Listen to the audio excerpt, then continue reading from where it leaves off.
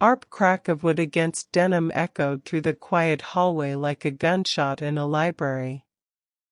Emma's knees buckled slightly, but she didn't cry out.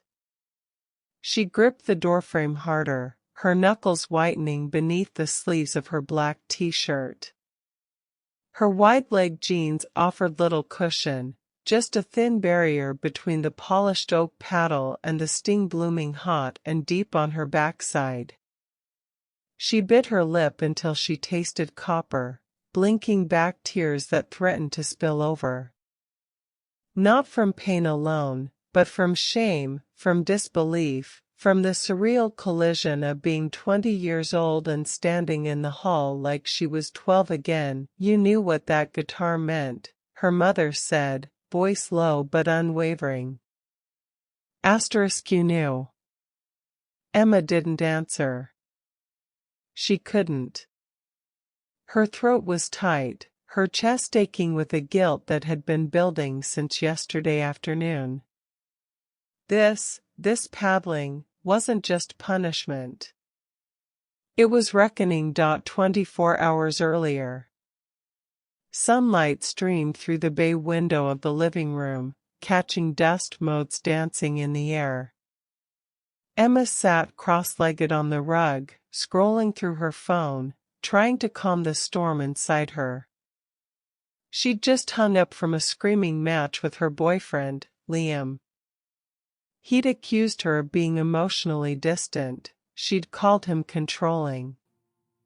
The fight ended with a slammed phone and a heart pounding like a trapped bird. She stood abruptly, pacing. Her black t-shirt clung to her shoulders, her wide-legged jeans swishing with each agitated step. She passed the fireplace, and there it hung, suspended in a glass case like a museum artifact, her father's vintage Gibson acoustic. Dark walnut, worn frets, a hairline crack on the body lovingly repaired with resin. Dad hadn't played it in years, not since his hands started trembling, but he'd never let it go.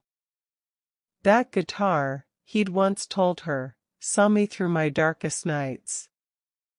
It's not wood and wire, Em. It's memory. Emma didn't mean to touch it. But as she turned sharply, her elbow caught the edge of the display stand. Time slowed. The case tipped. Glass shattered. The guitar tumbled, hitting the hardwood floor with a sickening crack, not the musical kind, but the final, splintering sound of something broken beyond repair. She froze. Her breath caught. She dropped to her knees, hands hovering over the wreckage. The neck snapped clean near the headstock, the body cracked down the middle. Tears welled instantly, not for the object, but for what it represented. For the look on her father's face when he saw it. For the silence that would follow. Panicked, she swept the pieces into a large tote bag and shoved it under her bed. She swept up the glass, sprayed air freshener, and tried to act normal when her mother came home from work. But Mom always noticed. Always. The confrontation dinner was quiet. Too quiet. Emma pushed her roasted vegetables around her plate, avoiding her mother's gaze. Her father, lost in thought as usual, hummed an old tune under his breath. Ironically, one he used to play on that very guitar. Then, halfway through dessert, her mother stood. Emma. Come with me. In her room, Mom pulled the tote bag from under the bed. Emma's stomach dropped. Explain this, her mother said, her voice dangerously calm. Emma stammered, anger, embarrassment, fear all tangled in her throat. It was an accident. I didn't mean to. An accident? Her mother's eyes flashed. You hid it. You lied by silence. That guitar wasn't just your father's, it was his history. And you treated it like trash. I'm 20, Mom. You can't ground me or take away my phone. What are you gonna do, spank me? Emma snapped, half joking, half defiant. Her mother didn't flinch. She walked to the linen closet and pulled out a smooth, worn wooden paddle, something Emma hadn't seen since middle school, when it had last been used after she'd snuck out to a party. Age doesn't erase responsibility, her mother said quietly. You broke something sacred. And you need to feel the weight of that. Emma scoffed.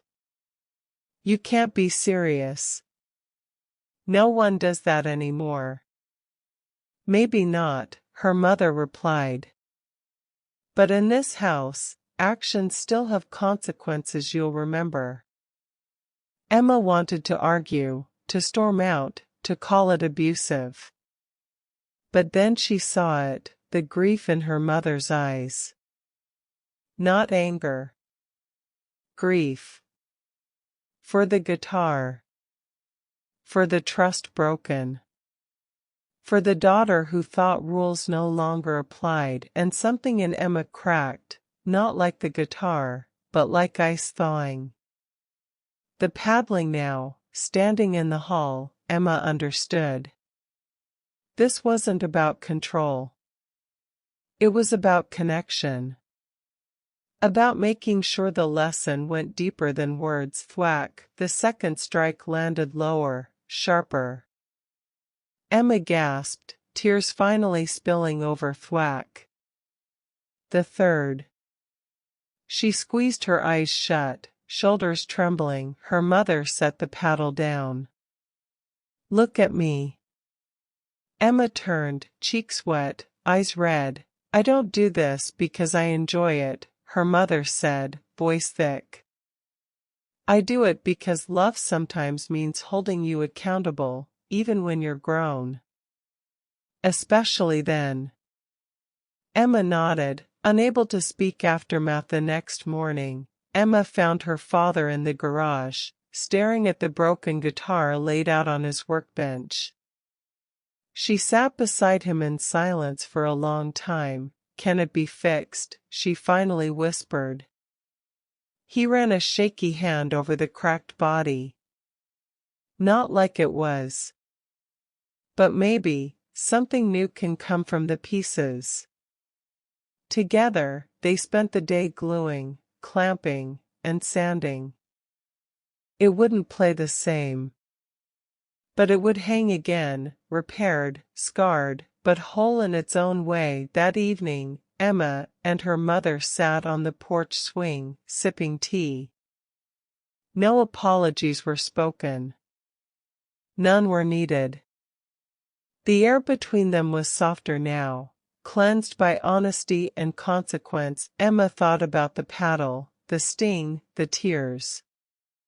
She knew modern parenting experts widely discourage physical discipline, citing risks of anxiety, depression, and emotional instability in young adults who experienced it. Studies show corporal punishment correlates with poorer psychological adjustment even into early adulthood. Many argue it teaches fear, not understanding. But in her heart, Emma knew her mother's intent wasn't cruelty, it was covenant.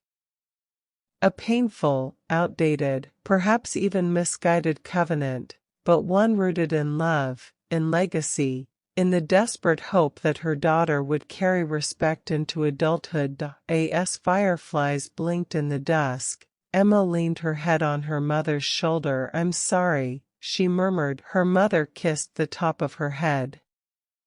I know. And for now, that was enough.